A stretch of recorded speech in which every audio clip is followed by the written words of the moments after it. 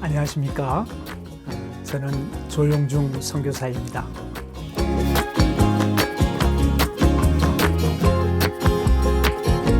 저는 딸 넷을 낳은 집안의 아들로 태어났기 때문에 어려서 좀 버릇없이 컸다고 할까요?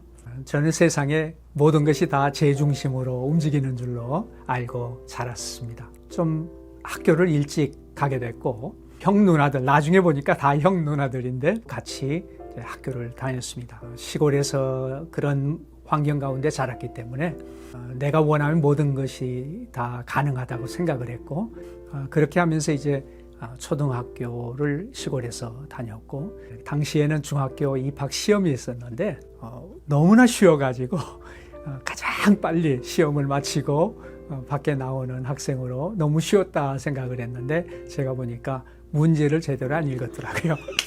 우리 선생님이 저한테 그랬어요. 야, 너는 들어가서 시험 볼 때 문제만 제대로 읽어라, 그런 얘기를 하셨는데 그게 무슨 뜻인 줄 나중에 알게 됐습니다. 그래서 저는 참 중학교 입시를 실패하고 다시 제가 원하지 않은 시골의 중학교를 가게 됐는데, 저희 아버님이 돌아가셨습니다. 그래서 중학교 2학년 초에 아버님이 소천하시고, 그리고 나서는 제 인생이 참 왜 이렇게 되었을까 하는 그런 여러 가지 생각, 어려서부터 조금 더 조숙했다고 할까요? 내가 이렇게 사는 게 무엇 때문에 살아야 되는지, 여러 가지 이제 깊은 관심들이 있었지만 그것을 해결하지 못하는 문제를 안고 저는 중학교 과정을 마치게 됐습니다. 고등학교는 이제 서울로 진학을 하게 됐습니다. 고등학교를 다니면서 항상 깊은 관심이 사회개혁이라든지 정치라든지 이런 것들에 좀 관심이 있었던 것 같아요. 우리가 이제 그 당시에는 고등학교 때에 길거리에 데모하러 나간 마지막 세대입니다.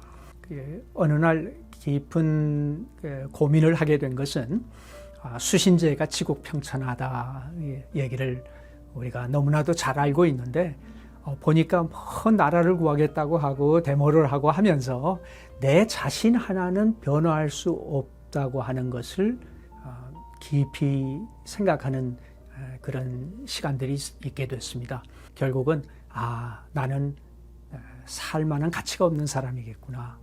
내가 이렇게 살아가지고는 내 자신 하나도 고치지를 못하는데 어떻게 치국하고 평천하려 한다는 거에, 이게 불가능한 일이라면 나 같은 사람은 차라리 죽는 게 낫겠다, 이런 생각을 하고 사실 유서를 쓰고 자살을 시도를 했다고 할까요? 고등학교 2학년 봄부터 제가 항상 유서와 약을 준비해 놓고 정말 밤이면 잠을 잘 수가 없어서 숨겨놓은 술을 한 잔 이렇게 마시고 잠을 들고, 그러면서도 또 아침이면은 일찍 일어나서 나를 그래도 기대하는 그런 집안의 그 기대에 부응은 못하더라도 너무 큰 실망을 끼쳐드려서는 안 되겠다. 그래도 그 어머님이 저를 얼마나 많이 사랑하시는 줄을 제가 너무나 잘 알고 있기 때문에 그 어머님께 실망을 드린다고 하는 것이 저한테는 가장 큰 어려움, 이 세상을 빨리 떠나지 못하는 어려움이라고 할까요? 그런 과정을 지나면서 대학도 원래는 제가 문과가 너무 이제 저한테 맞는 그런 과정이었고, 집안을 생각해서 공대를 가는 것이 빨리 이렇게 졸업을 하고 일자리를 찾고 좀 집안에 도움이 될 수 있는 것 같다 하는 그런 얘기들을 많이 해줘서 이제 공대를 갔습니다.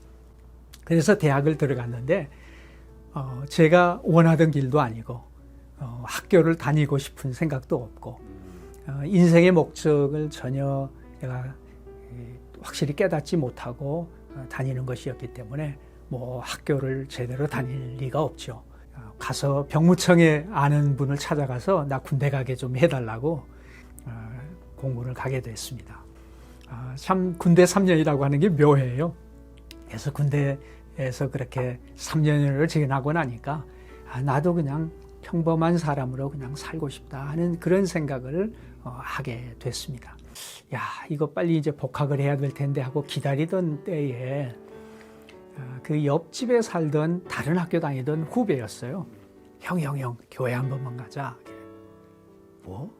아니, 교회는 이놈아 여자들이나 노인들이나 다니는 데지 무슨 교회야, 교회는.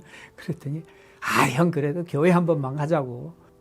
그 친구의 체면을 봐서 교회를 한번 이제 가게 됐습니다. 제가 예배를 같이 드리고 내려오는데 화가 나는 거예요. 나와 같은 나이 또래의 젊은이들이 이렇게 부정부패가 심하고 이런 더러운 세상 살아가면서 어떻게 희낙낙할 수가 있느냐. 젊은이라면, 제정신 든 젊은이라면 이렇게 살 수가 없다. 그래서 제가 그 예배드리고 나오던 바로 그 문 앞에서 뭐가 좋아서 그렇게 싱글벙글 하는 거예요. 그랬더니 하나님을 믿으니까 그러죠. 뭐? 하나님이요? 예, 하나님이 살아계십니다. 뭐? 그러면 나한테 좀 보여줄래? 한번 찾아보세요. 그 세 마디의 대화가 저를 붙잡았습니다. 마침 학교는 가지 못하고 있을 때니까 제가 6개월을 작정을 하고 이 사람들이 얘기하는 게 뭔지를 찾아보겠다고 투자를 하기 시작을 했습니다. 그래서 제가 교회에서 하라고 하는 걸 다 해보겠다 그러면.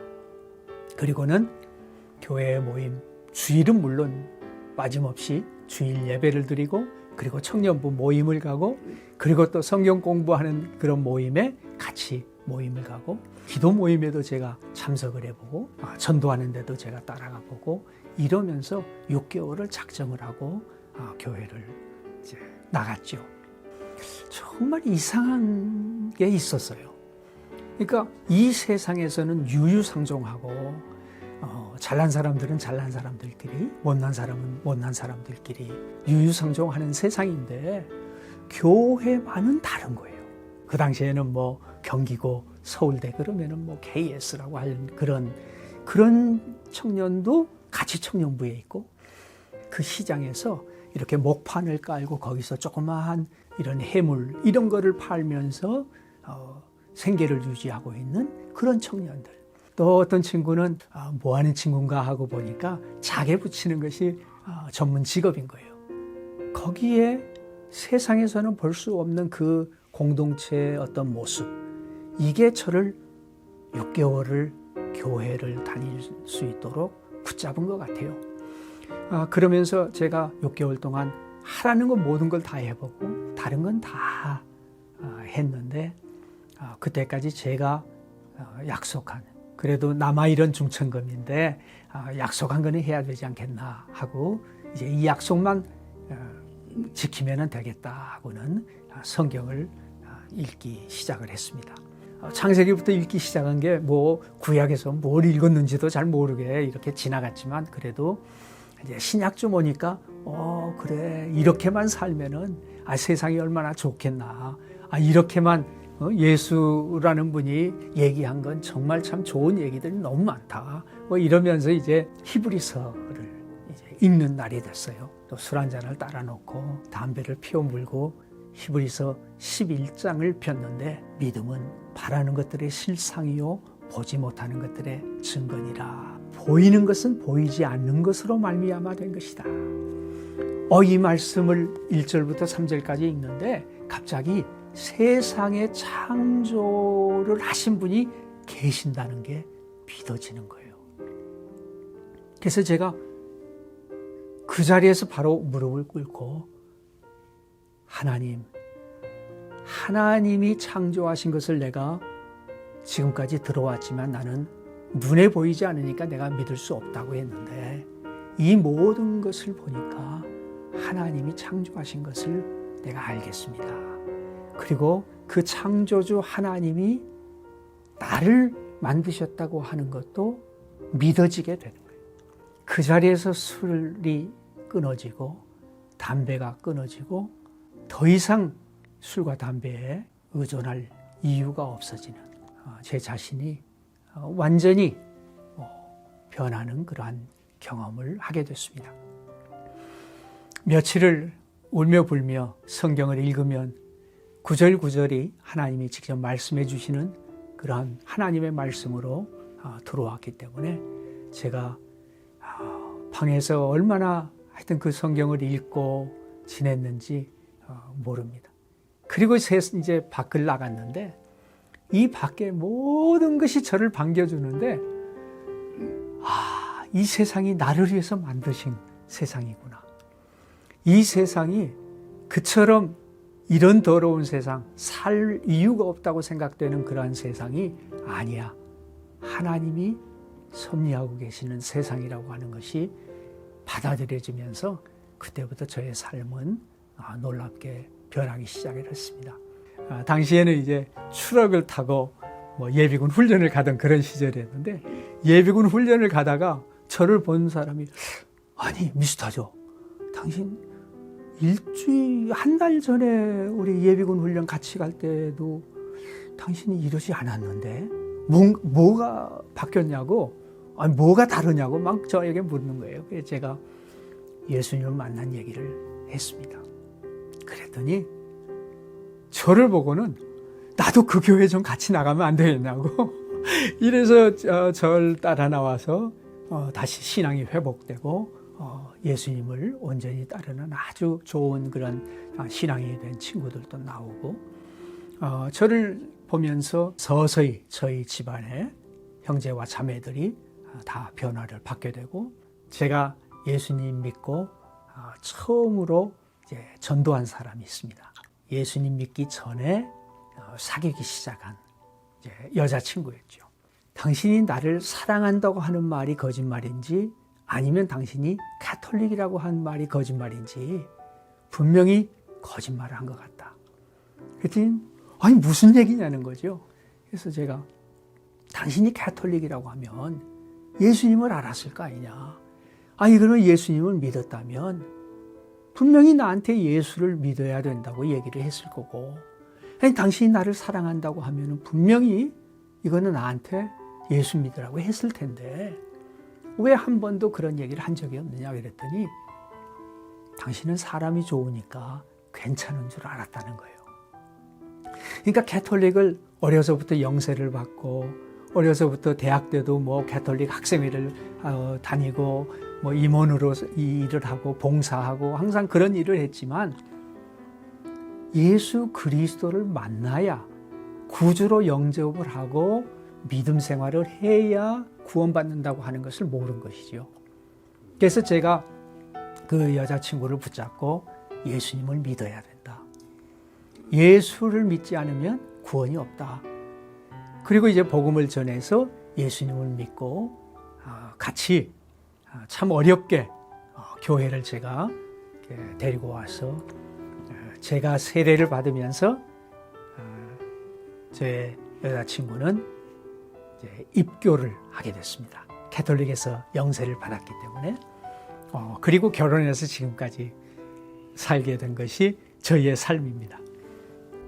사실 해외에 나가려고 했던 것은 결혼을 해가지고 이제 좀 해외 생활을 하면서 더 넓은 세상에 가서 일을 해봐야 되겠다 하는 생각을 했지만 예수님을 이제 만난 후에 우리의 해외에 대한 꿈들은 완전히 하나님이 우리를 향하신 뜻이 무엇일까? 하나님의 뜻을 찾으면서 순종하며 나가자 이렇게 했는데 저희가 나가던 교회가 옛날에 김창인 목사님이 담임을 하시던 충영교회였습니다. 우리 충영교회 김창인 목사님은 매주 우리 목회 기도회에 북한 교회 재건하는 날을 속히 허락해달라고, 그리고 북한 선교, 중공 선교 이 세 개 선교를 해야 된다고 항상 그렇게 말씀을 하시고 그런 도전을 하셨기 때문에 저희도 하나님께서 그러면 중공을 가려면은 보니까 한국 여권을 가지고는 갈 수가 없는데 미국에 가면은 미국 여권을 받으면 중공도 갈 수 있고 그리고 북한도 갈 수 있겠구나 하는 이런 생각을 하면서 우리 둘은 그러면 미국을 가자 이렇게 이제 마음에 생각을 하고 준비를 하게 된 것입니다. 이랬지만 또 하나님께서는 건강이 좀 좋지 않아 가지고 미국을 바로 오지 않고 하나님께서 인도하시는 또 직장 생활을 하게 됐습니다. 1년 반을 제가 대한항공을 다녔었는데 그 대한항공에 들어간 것부터 대한항공에서 일하는 그 모든 과정들이 저로 하여금 직장인으로 크리스찬 살아가는 것. 제가 예수 믿는 사람으로 술을 마시지 않습니다. 그러니까 저는 물을 마시겠습니다. 그때의 그 눈총, 따가운 눈총뿐만 아니라 아니 당신만 교회 나가? 다 이러면서 나도 교회 나가는데 술 다 마시잖아. 뭐 이런 그 얘기들, 이런 도전들을 받으면서 예수 믿는 사람들이 직장에서 우리가 매주 화요일 점심시간에 모여가지고 성경 공부 모임을 하게 됐고 기도 모임을 하고 성경 공부를 같이 하는 그런 모임을 처음으로 시작을 같이 했고요. 저는 뭐 짧게 1년 반 근무를 하고 미국을 왔기 때문에 저희들이 그것을 계속하지는 못했지만 정말 그 짧은 기간 동안에 예수 믿는 사람으로 직장에서 어떻게 신앙을 지키고 살아올 수 있는가 하는 것을 경험하고 참 좋은 경험을 많이 했습니다. 사도행전 2장과 4장에 나오는 초대교회의 모습은 이제는 내 것이 아니고 모든 것이 하나님의 것입니다 라고 자리 이동을 완전히 시킨 하나님의 사람들이 하나님께서 맡기신 것을 교회에다 내어놓고 교회에서는 그 필요에 따라서 각자의 필요에 따라 나눠주고 그 누구도 부족한 것이 없도록 나눴던 그 아름다운 믿음의 공동체의 모습을 보게 하신 거예요.